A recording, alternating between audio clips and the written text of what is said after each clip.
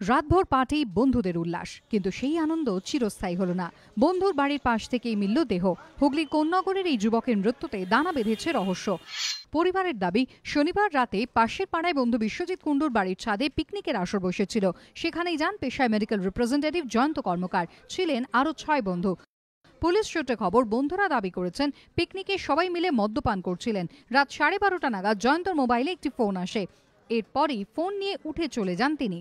কানে ফোন নিয়ে ছাদে ঘোরাঘুরি করছিলেন তিনি। সেই সময় কার্নিশের একটি নিচু অংশ দিয়ে নিচের ডোবায় পড়ে যান জয়ন্ত।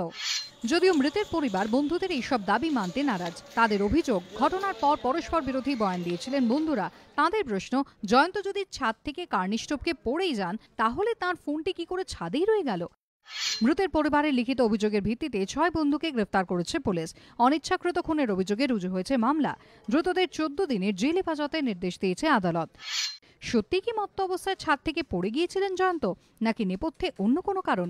উত্তর খুঁজছে উত্তরপাড়া থানার পুলিশ। Sourav Bandyopadhyay report, ABP Ananda, Hooghly.